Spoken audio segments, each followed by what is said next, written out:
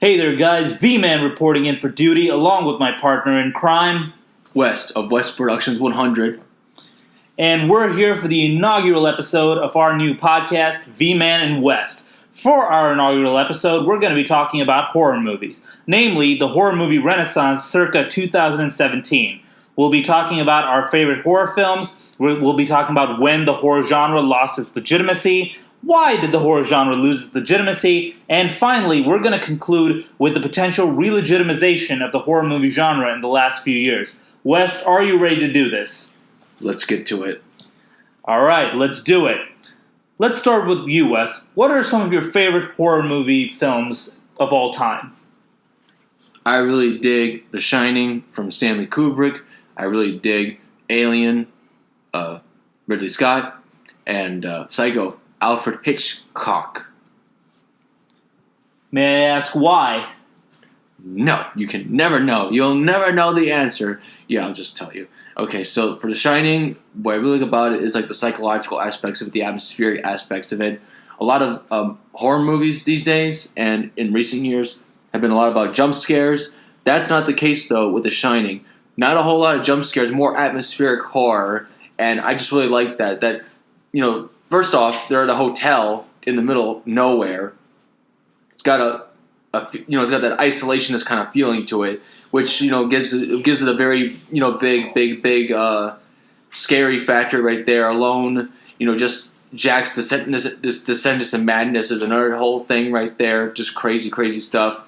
Oh my god, that one part with the bathroom scene with the lady, the decomposing lady. I hate that part so much. That part freaks the living shit out of me.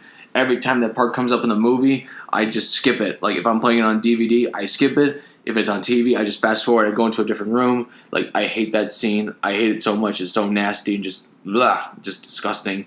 Really good movie, though, overall. Very entertaining. Very dramatic. And just a lot of fun to watch. Very, gripping.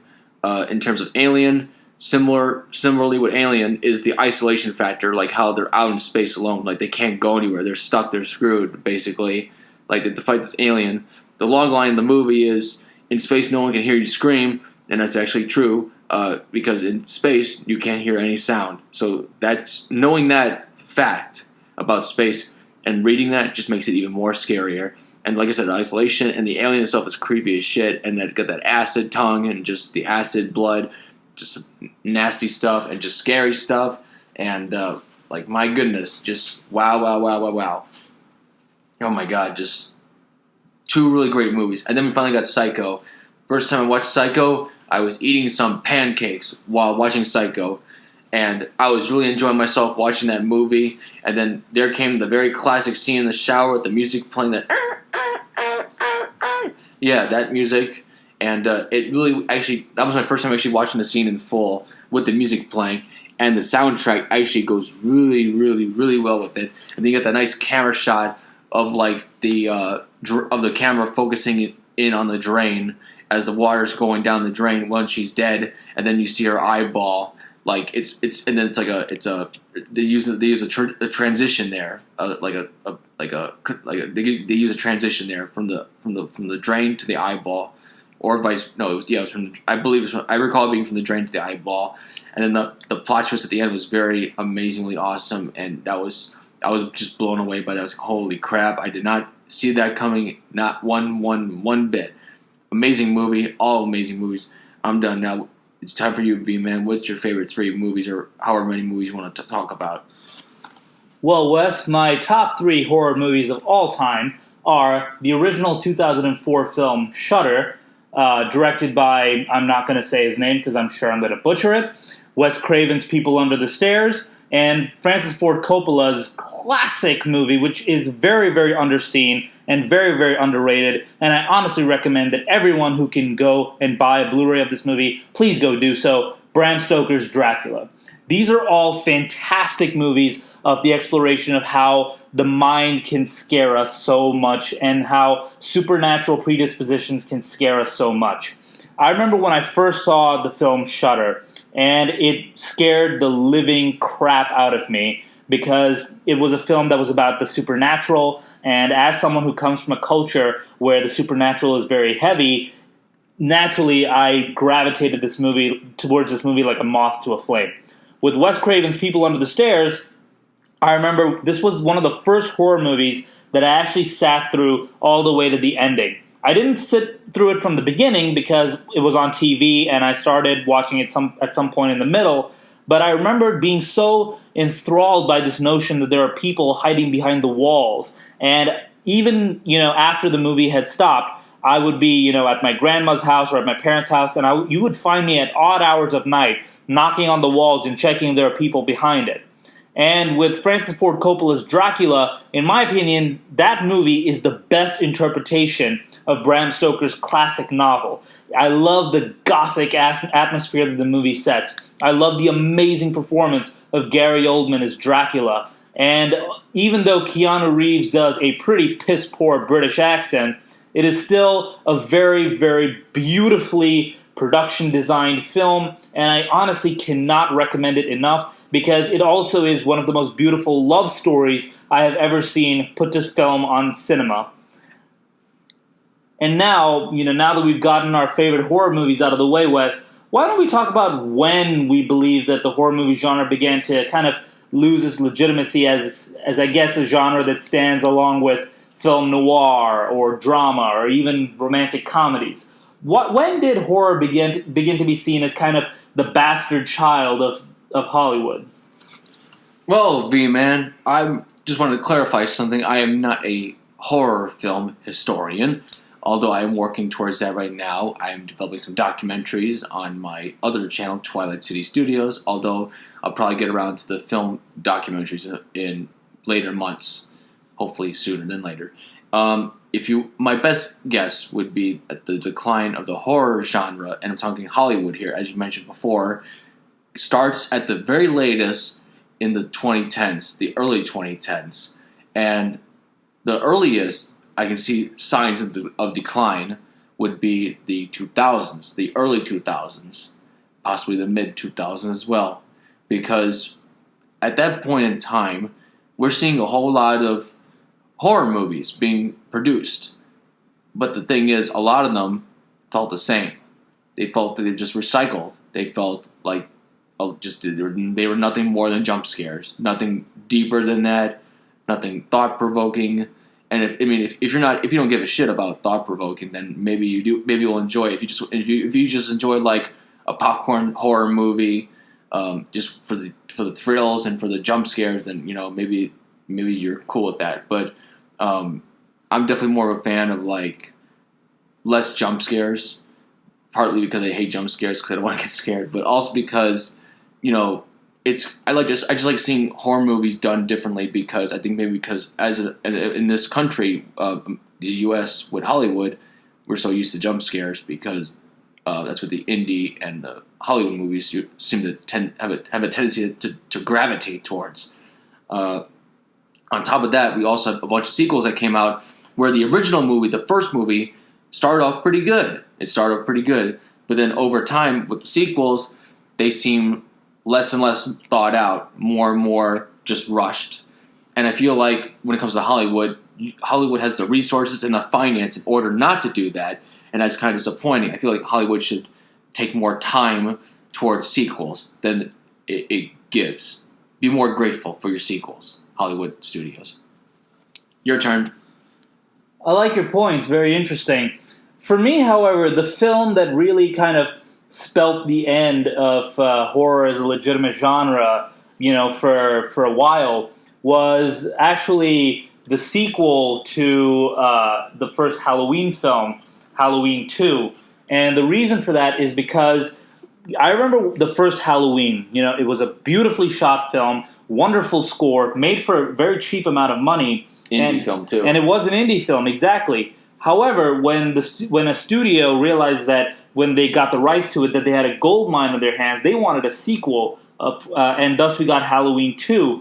where instead of having a strong female character, we got a character that was helpless, was basically wrote the manual for the stereotypical female character in horror films. And ever since, for me, Halloween 2, the horror genre has been on the decline with the constant sequelizations of the Friday the 13th movies, the Nightmare on Elm Street movies, the Halloween movies, the Silence of the Lambs sequels, and even the Paranormal Activity sequels, the Saw sequels, the Purge sequels. I mean, it's crazy because there are some great movies that are coming out, every now and then, like the Blair Witch Project. But then we got the crappy-ass sequel some time ago. And then we got a great film in Saw. And then we got some shitty-ass sequels. And now we're getting a reboot called Jigsaw, which I'm not going to comment on, but if it's anything like the sequels, it's probably going to be absolute dog shit. So for me, the horror movie genre began to lose its legitimacy after studios managed to get their hands on something that was new and original and fresh in the horror movie genre and ran with it and basically ran it right into the ground. Kind of sounds accurate, or at least pretty accurate.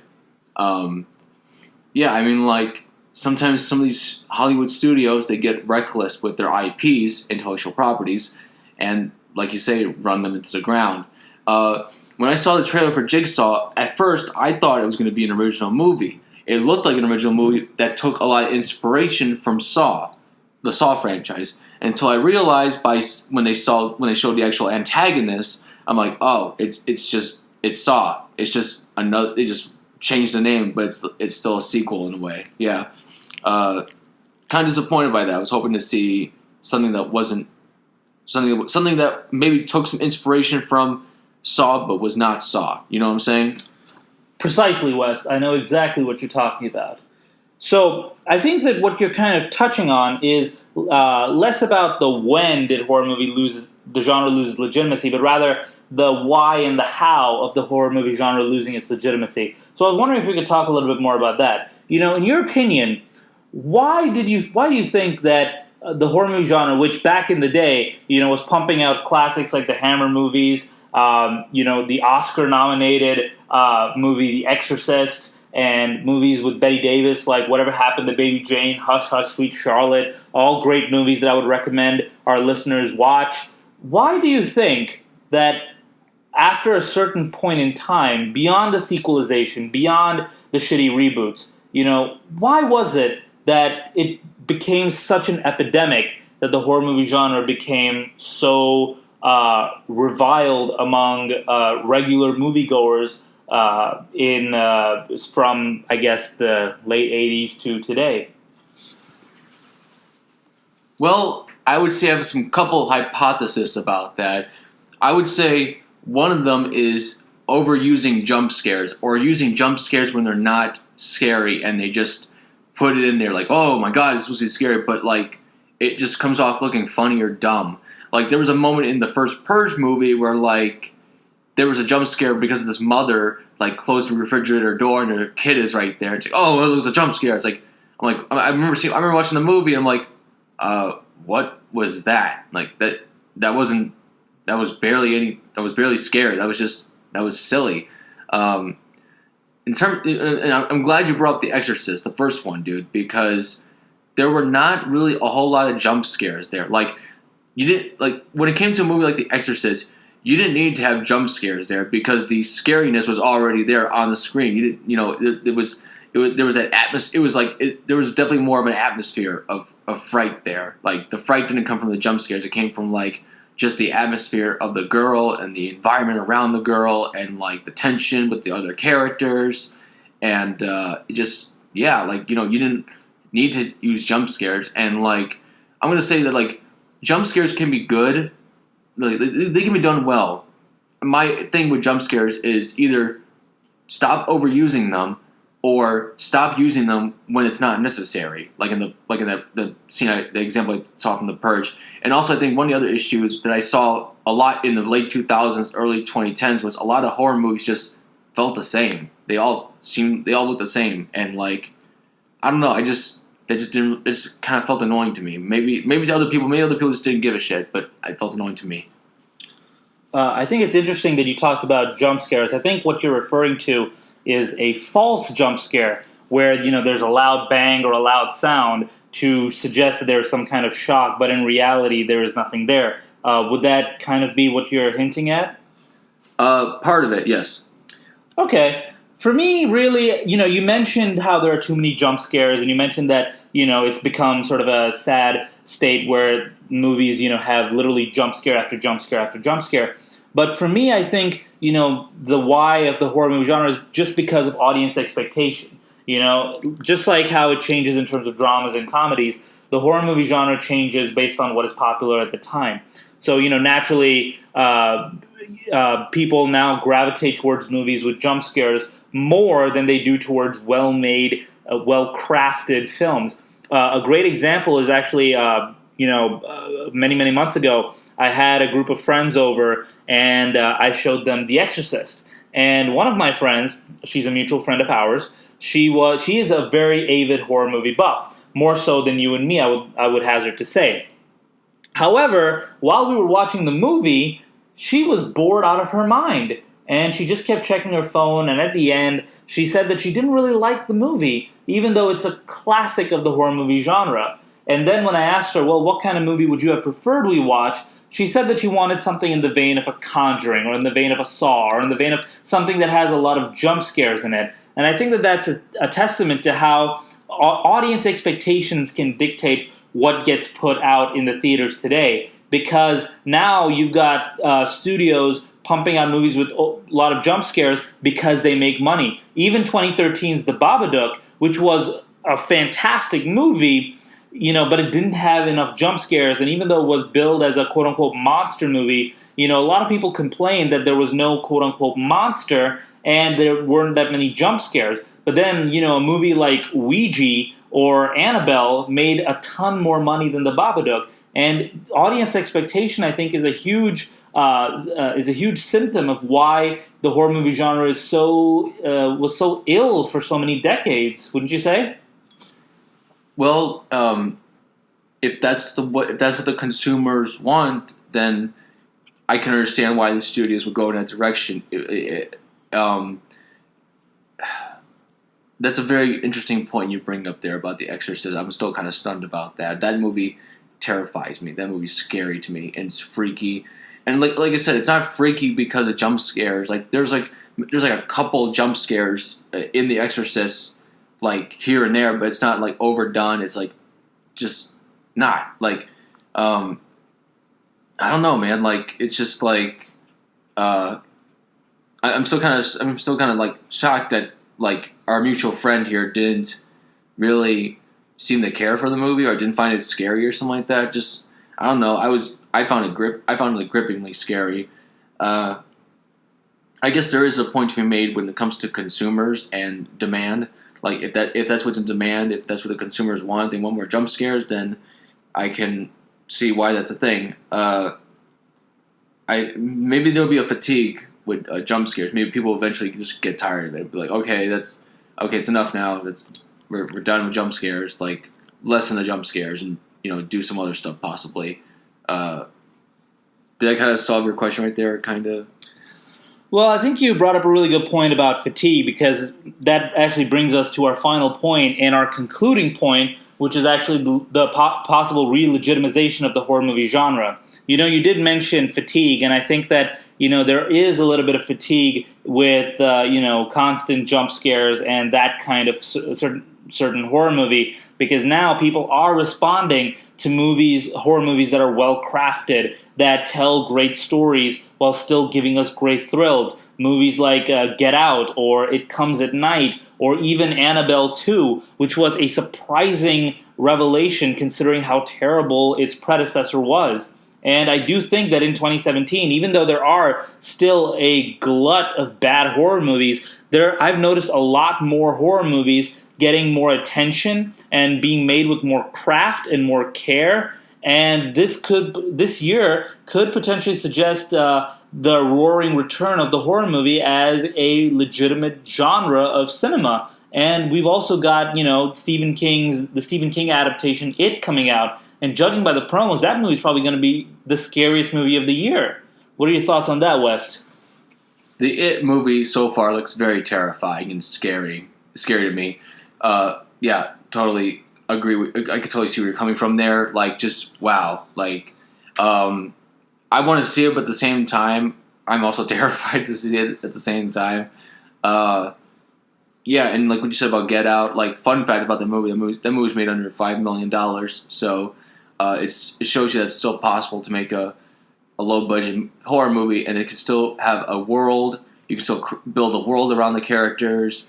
You can have a good storyline, a good plot, a good theme, a good message to the movie. And there was definitely some subtle. There was definitely some undertones, some like subtle thematic undertones to Get Out.